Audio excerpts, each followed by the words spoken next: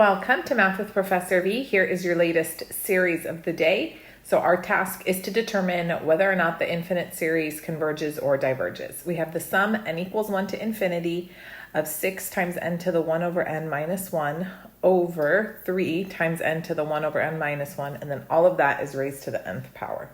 So pause the video, try it on your own. What I'm going to jump in and do is the root test. Everything being raised to the n like this is screaming at me that it's time to apply the root test.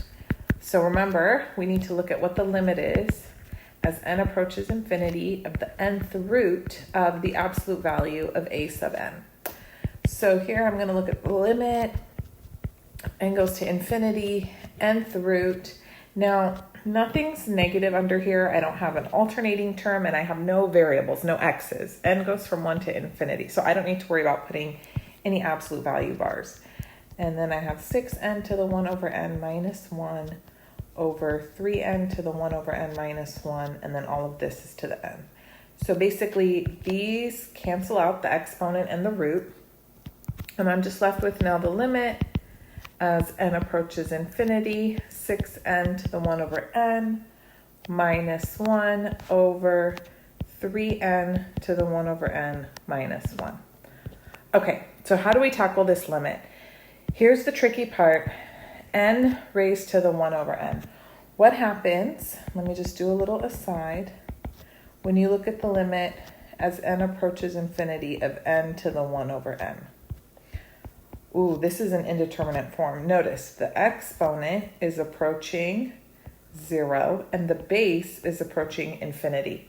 It's one of our 7 indeterminate forms. There's 7 indeterminate forms, just like 7 deadly sins. What does it mean when you have an indeterminate form? It means a limit in this form does not have a consistent result for what the answer will be. We know when we have constant in the numerator that's not 0 and the denominator is approaching infinity, that always goes to 0. Or if you have infinity plus infinity, that will always go to infinity. However, when I have infinity raised to the 0, the result is not consistent. So that's why this is an indeterminate form.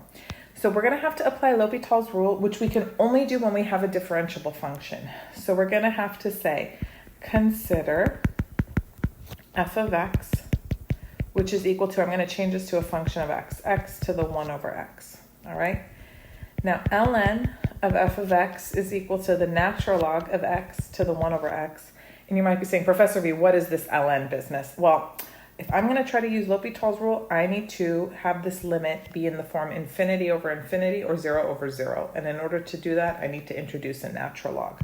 Now I can move that 1 over x to the front using logarithm properties, and I have ln of x over x.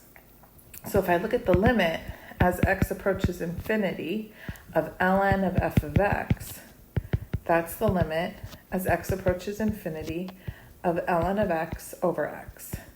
Notice now, numerator's approaching infinity, denominator's approaching infinity, and when I have an indeterminate form of the type infinity over infinity, yes, indeed, I am allowed to apply L'Hopital's rule.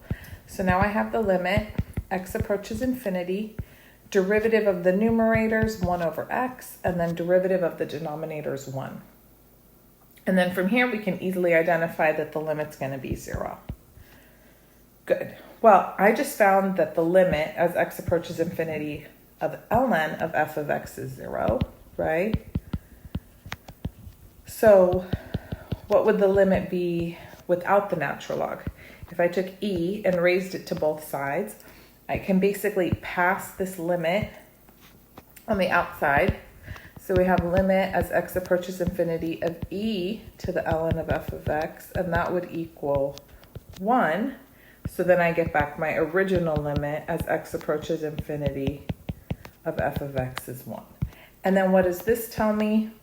Well, this tells me similarly the limit as n approaches infinity of n raised to the 1 over n equals 1 also. So this is the proper way to evaluate this limit, okay?